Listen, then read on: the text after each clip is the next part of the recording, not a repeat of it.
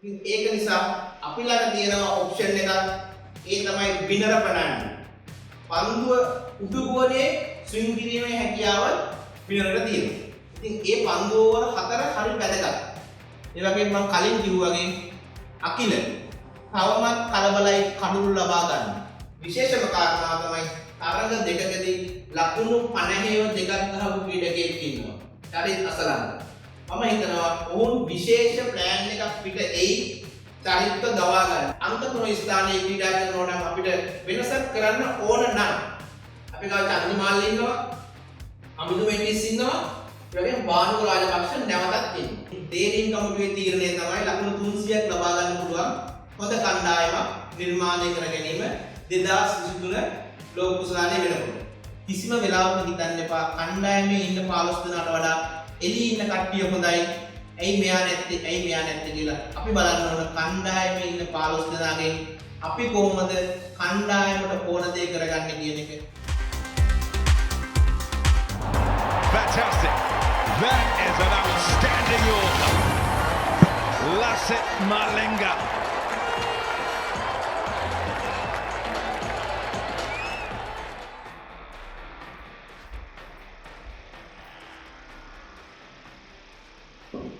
ශ්‍රී ලංකා කණ්ඩායමත් දකුණු අප්‍රිකානු කණ්ඩායමත් අතර දෙවන එක්දින තරගය. ශ්‍රී ලංකාවට පරාජය, දකුණු අප්‍රිකාවට ජයග්‍රහණයක් සතුව තමයි අවසන් වුනේ. හැබැයි දැන් තරගාවලිය එකට එකක් විදියට කණ්ඩායම් දෙකටම අවස්ථාවක් තියෙනවා තරගාවලිය ජයග්‍රහණය කරන්න. ඉතින් මම හිතනවා ඒ තරගයේ මම දැකපු විදිය සහ ශ්‍රී ලංකා කණ්ඩායම් මොන වගේ දේවල් කරොත් හොඳයිද? තවත් ඔවුන්ගේ දක්ෂතාවය සහ පළවෙනි පන්දු වාර 10 තුල අඩලු දෙකක් හෝ තුනක් දවා ගන්න අපි මොන වගේ උපක්‍රමයක්ද යොදාගත යුත්තේ කියන්නේ. ඒ සමගම අපි පිටිකරණයට ගියාම සහ පන්දු යැවීමේදී ශ්‍රී ලංකා කණ්ඩායමේ පන්දු යවන්න අතින් සිදුවුණු වරදවල් මොනවද සහ අතපසුවීම් මොනවද කියන එක මම දැකපු විදිහට කතා කරනවා. මම මේ හැමදේම කතා කරන්නේ ක්‍රිකට් බලනකොට අපි හැමෝම යම් කිසි දෙයක් ක්‍රිකට් ක්‍රීඩාව තුළ ඉගෙන ගත යුතුයි. ඒ ඉගෙන ගත්තොත් තමයි ක්‍රිකට් ක්‍රීඩාවේ පැවැත්ම සහ ක්‍රිකට් ක්‍රීඩාවේ ඉදිරිය තියෙන්නේ. ඉතින් මම දැකපු සහ මම ක්‍රිකට් ගැන බලන විදිය තමයි අද ඔයගොල්ලොත් එක්ක කතා කරන්න බලාපොරොත්තු වෙන්නේ. මුලින්ම දකුණු අප්‍රිකානු කණ්ඩායමේ ආරම්භක පිටිකරුවා ලකුණු 100ක් ලබාගත් ක්‍රීඩකයා අපි ඉක්මනින් දවාගත යුතුයි. ඔබ දවා ගන්න මොන වගේ දෙයක්ද ශ්‍රී ලංකා කණ්ඩායමක් විදියට භාවිතා කළ යුත්තේ කියන එක මගේ දැනුම සහ මම ක්‍රිකට් බලන විදිය අනුව ඔයගොල්ලොත් එක්ක කතා කරන්න තමයි මගේ සූදානම. මුලින්ම ක්‍රිකට් ක්‍රීඩාවේදී පිටිකරුවෙකු පන්දුවට පහර දෙනකොට පිට එසවීම ගොඩක් වැදගත් පන්දු යවන්නකොට තේරුම් ගන්න පුළුවන්. මම දැක්කු දේ තමයි ඔහුගේ ආරම්භක පිටිකරුවගේ පිට එසවෙන්නේ මේ ඕස් ස්ටම්ප් එකට ඉහළට නෙමෙයි. එයාගේ පිට එසවෙන්නේ තමන්ගේ ඇඟෙන් එළියට. ඒ කියන්නේ ඔහුගේ පිට මෙන්න මේ ආකාරයට තමයි එසවෙන්නේ. මේ ආකාරයට එසවෙන පිටකින් ලෝක ක්‍රිකට් එකේ පිටිකරුවන් ඉතා කීප දෙනා ඉන්නේ පිට මේ ආකාරයට එසවුණත් කෙලින් පන්දුවට පහර දෙන්න පුළුවන් ක්‍රීඩකයා. ඉතින් ඒක නිසා මගේ දැක්ම තමයි බලන්න පිට ඔසවන්නේ ඇඟෙන් එළියට. එතකොට එයාට හරි අපහසු දෙයක් තමයි මේ එසවෙන පිට අරගෙන ඇවිල්ලා කෙලින් පන්දුවට පහර දෙන්නේ. අපි දැක්කා පසුගිය තරඟ දෙකේදීම එයා හොඳින්ම පන්දුවට පහර දෙන්නේ පන්දු යවන්නාගේ එළිය පැත්ත. එහෙම නැත්නම් එක්ස්ට්‍රා කවර් පොයින්ට් එක අතරට තමයි පන්දුව බිමිනුත් ඒ වගේම පන්දුව ඉහළිනුත් පහර දෙන්නේ. ඒක ලේසි වෙලා තින්නේ එයාගේ පිට එන ආකාරය අනුව. එයාගේ පිට මෙහෙම ඇවිල්ලා මේ ආකාරයෙන් එයාට පන්දුවට පහර දෙන්න ලේසි. නමුත් අපි දැක්කා එයා කොයිම වෙලාවකවත් මෙහෙම එන පිටක් අරගෙන කෙලින් ගහන්න බෑ එයා. ඒක නිසා අපි ළඟ තියෙන ඔප්ෂන් එකක් ඒ තමයි බිනර පනන්න. එයාට දකුණක් පිටිකරුවට පන්දුව ඇතුළට දෝලණය කිරීමේ හැකියාව තියෙනවා. මේ හැකියාවෙන් අපි මේ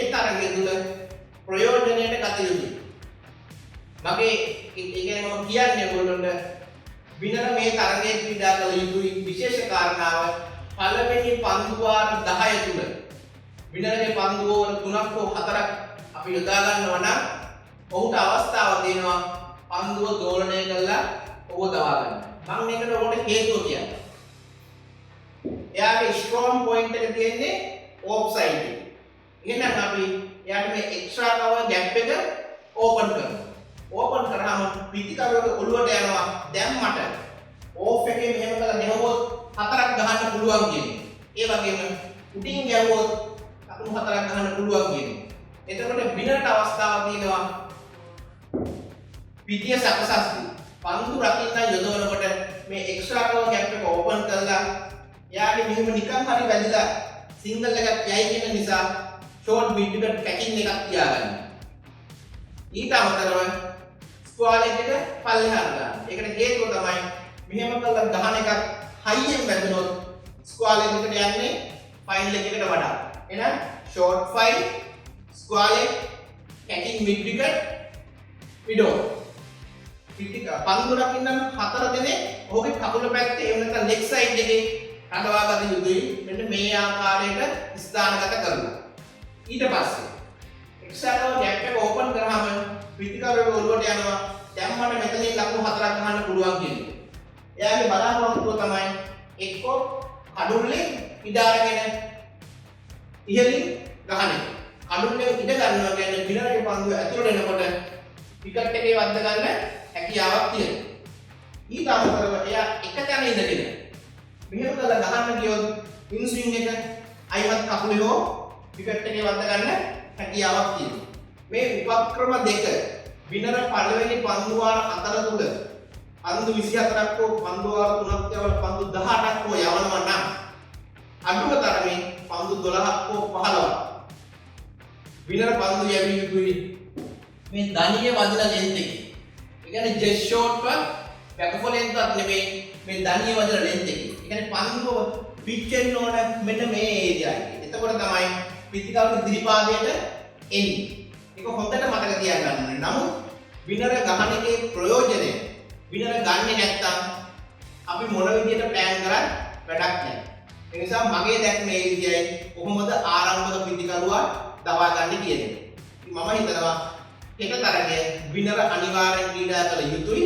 ඒකට ප්‍රධානම හේතුව විනරගේ තියෙන ඉන්ස්විං එක, ලෙෆ්ට් ආම් ෆාස්ට් බෝලර් කෙනෙක්.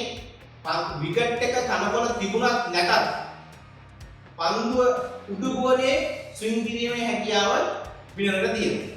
ඉතින් ඒ පන්දුව වල 4 හරි වැදගත්. ඒක නිසා විනරව භාවිතා කළොත් මේ තරගෙන් ලොකු වෙනසක් කරන්න පුළුවන් කියලා පළවෙනි පන්දු වාර 10 තුල මගේ දැක්මක් තියෙනවා. ඊට අමතරව අපේ වේග පන්දු යවන්නන් පන්දු යවද්දී අපි හැමෝම දැක්කා ඔවුන්ගේ පන්දුව දෝලනය කිරීම පසුගිය තරගමාලාවල් වල වගේ නෙමෙයි පන්දු දෝලනය කරන්නේ නැහැ. සමහර විට අපේ පන්දු යවන්නන්ට අදහසක් ඇති අපි පන්දුව දෝලනය කරනට වඩා විකට් ටු විකට් පන්දු යවනවා කියන එක. ඒක හොඳ දෙයක්.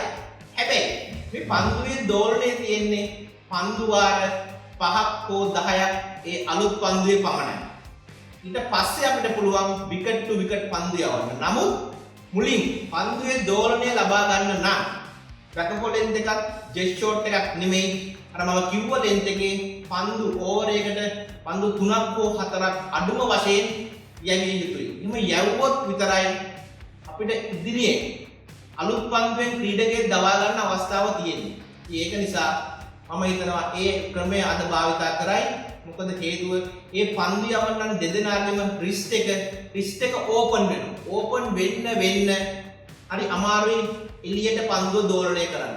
ඉතින් මම හිතනවා පුහුණු කරුගේ සහ ඇනලිස් කරන එක්කනේ වගකීම තමයි පළවෙනි පන්දු 1 2 යනකොට මේ දේ අඳුනගෙන ඔහුම දැනුවත් කරන්නේ. ඉතින් ඒක නිසා මම හිතනවා හෙට තරගයේදී හොඳ දෙයක් වෙයි. පන්දුව දෝලනය කරන්න උත්සාහ කරයි පළවෙනි පන්දු වාර 3 4 ඇතුළත පන්දු යවන්න. ඒ වගේම මම කලින් කිව්වා වගේ අකිල තවමත් කලබලයි කඩුළු ලබා ගන්න. ඒක නිසා මම හිතනවා විනර කණ්ඩායමට එනවා නම් අකිලට මානසිකව හිතන්න එක තරගයක රෙස්ට් එකක් දුන්නට කමක් නැහැ කියලා මේ තරගාවලිය තුල. අනිත් කාරණාව අපි දඟපන්දු යවන්නන් වැඩිපුර යොදා ගන්න උත්සාහ කරනවා නම් කඩුල්ල තවත් දඟපන්දු යවන්නන්ට හොඳ විදිහට හදන්න උත්සාහ කරනවා නම් මතක තියාගන්න ඒගොල්ලෝ දඟපන්දු යවන්නන් 3 දෙනෙක් ක්‍රීඩා කරනවා. ඉතින් ඒක නිසා කඩු 5ක් ලබාගත්ත ශම්සි සහ මහරාජ් ඊටත් අමතරව ඩෙබියු එක සෙල්ලම් කරපු ලෙෆ්ට් ආම් ස්පිනර්. ඉතින් ඒ 3 දෙනෙක් ඉන්න වෙලාවක අපි ඔහුන්ට ඔපචුනිටි එක සලස්සන්න හොඳ නැහැ. අපිව පස්සේ කකුලට දාන්න.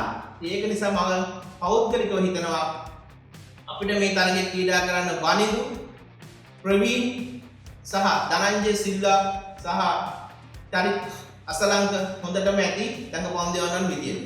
විනර ක්‍රීඩා කරන්න හේතුව තමයි එයාගෙන් අපි බලාපොරොත්තු වෙන පළවෙනි පන්දු වාර 3 හෝ 4 ඇතුළත මේ කඩුල්ලක් හෝ දෙකක් ලබා ගැනීම. ඒක ඉතා වැදගත් කාරණාවක් තරගය තුල. ඊට අමතරව අපි මුලින් පන්දු යවනකොට අපිට කිසිම ටාගට් එකක් නැහැ. ඒ කියන්නේ අපි දන්නේ නැහැ ලකුණු කීයක් තියෙනවද ඩිපෙන්ඩ් කරන්න. පන්දු යවන්න විදිහට අපිට හිතන දෙයක් තමයි අපිට ඕනෑම පන්දුවක් දාන්න පුළුවන් මේ ක්‍රීඩකයන් දවා ගන්න කියන්නේ. නමුත් අපිට අවස්ථාවක් තියෙනවා අපි කොහොමද පන්දු යවන්න විදිහට හිතේ ටාගට් එකක් හදාගෙන ලකුණු 250 260ක් තමයි අපි ඩිපෙන්ඩ් කරන්න යන්නේ. අන්න ඒ අනුව තමන්ගේ තියෙන ස්කිල් එක භාවිතා කරන්න උත්සාහ කරන්න ඕන. එහෙම උත්සාහ කරොත් තමයි අපි පේෂන්ස් පිට මුලින් පන්දු යවුවත් අපේ තියෙන ස්කිල් එක හරියාකාරව පන්දු ඕවරයක් තුන බෝලින් කම්බිනේෂන් එක. ඒ කියන්නේ අපිට තියෙන වේරියේෂන් භාවිතා කරන්නේ කොහොමද? ලකුණු නවත්ත ගන්නේ කොහොමද? විකට් එකක් ගන්න try කරන්නේ කොහොමද කියන එක අපිට කල්පනා වෙන්න. නමුත් මම දැකපු දේ තමයි එහෙම කල්පනා වීම අඩුවීමක් තියෙනවා මුලින් පන්දු යවන්න. අපි හිතනවා අපිට ඕනෑම පන්දුවක් යවන්න පුළුවන් දැන්. මොකද අපිට ලකුණු කීයක් තියෙද කියලා දන්නේ නැහැ. අපි ඩිපෙන්ඩ් කරන්නේ නෙමෙයි යන්නේ. ඊට පස්සේ තරගයේ අන්තිම වෙනකොට තමයි මතක් වෙන්නේ ලකුණු කිහිප ප්‍රමාණය වැඩි කියන්නේ. ඒක නිසා මතක තියාගන්න මුලින් නැවතත් පන්දු යවන්න අවස්ථාවක් උදා කරගත්තොත් අපි කොහොමද තරගයක් දෙවනියට පන්දු යවනවා වගේ හිතලා පන්දු යවන්නේ කියන එක. ඒක ඉතින් වැදගත්. ඒක ලේසි කාරණාවක් නෙමෙයි. නමුත් එහෙම හිතුවොත් තරග දෙක තුනක් හතරක් පහක් ක්‍රීඩා කරද්දී අපිට ඉදිරි තරග මාලාවල් වල ඒ දේ භාවිතා කරන්න හරි පහසුයි. ඒ දේ භාවිතා කළ යුතුයි. ඉතින් ඊටත් අමතරව දැන් අපි දැන් කවුරුන්ගේ මේක පන්දු යවන අපේ ආරම්භක පිටිකරුවන් දෙන්නට මොන ස්ථානවලටද පන්දු යවන්නේ කොහොමද දෝලණය කරන්නේ කියන්නේ. ඉතින් ඒක එදා තරගයේ හෙට තරගයේ බලාපොරොත්තු වෙන්න ඕන කාරණා. නමුත් විශේෂම කාරණාව තමයි තරග දෙකකදී ලකුණු 50ව දෙකක් ගහපු ක්‍රීඩකයෙක් ඉන්නවා. චරිත් අසලංක. මම හිතනවා ඔවුන් විශේෂ ප්ලෑන් එකක් පිට එයි චරිත්ව දවා ගන්න. මොකද චරිත් තමයි තරග දෙක තුනම ඇන්කර් රෝල් එක. එහෙම නැත්නම් රන බෝල්. ගේම් එකේ සිටුේෂන් එක හදාගෙන සිටුේෂන් එකට බැට් කරපු පිටිකරුවෙක්. ඉතින් මම හිතනවා ඔහුට කගිසෝ රබාඩා ඔහු පැමිණියට පස්සේ ඇවිල්ලා රවුන්ඩ් ද විකට්. රවුන්ඩ් ද විකට්. ඒ කියන්නේ චරිත් බැට් කරනකොට ඔහුගේ එළිය පැත්තෙන් උඩ පන්දු කිහිපයක් ඉදිරි පාදයට ගෙනේ කියලා. ඒ ගේන්නේ විකට් එක ගන්න නෙමෙයි. ඒ ගේන්නේ ඔහුට පෙන්වන්න පන්දුව දෝලණය වෙන්නේ නැහැ. දැන් පන්දුව හොඳට ඇතුළට එනවා කියන්නේ. ඒක චරිතයේ මානසිකත්වය තමයි ඇතුළට එන පන්දුවට ගහන්නේ. හැබැයි ඔහු අවස්ථාවක් කරගනි රවුන්ඩ් එකට ඇවිල්ලා තව අඩියක් එකමාරක් එළියෙන් බෝල් කරන්න ඇන්ගල් එක එළියට යන්නේ. එතකොට චරිත සමහර විට මෙහෙම කරලා ගැහුවොත් පිටිපස්සෙන් අවුට් වෙන්න chance එකක් තියෙනවා. එහෙම නැත්තම් රවුන්ඩ් එකට පන්දු දෙක තුනක් බෝල් කරලා ඕවර් එකට ඇවිල්ලා ඇඟ හරහා යවන්න chance එකක් තියෙනවා. හැබැයි ඇඟ හරහා යවන්නේ දණිය වතුර ලෙන්ත් එකේ නෙමෙයි පොඩ්ඩක් බැක්වල ලෙන්ත් එකේ. එහෙම යවුවොත් විතරයි බැට් එක මෙහෙම කරලා මේ පැත්තට දැමෙන්නේ. ඉතින් චරිත් ඒක හොඳට අවධාරණය කරගන්න ඕන හේතුව තරගයක් තුළ මේ පන්දු යවන්න thinking එහෙම නැත්නම් smart enough හොඳටම thinking එක තියෙන පන්දු යවන්න බර්ල් ක්‍රිකට් ක්‍රිකටේ ක්‍රීඩා කළා ඒ වගේ ටැක්ටික් ටික භාවිත කරා. අනිත් කාරණාව තමයි බානුක රාජපක්ෂ තරඟ දෙක පේ එකම ලකුණක්වත් ලබා ගන්න හම්බුනේ නැහැ. නමුත් මම කතා කරන්නේ බානුක රාජපක්ෂ ගැන නෙමෙයි.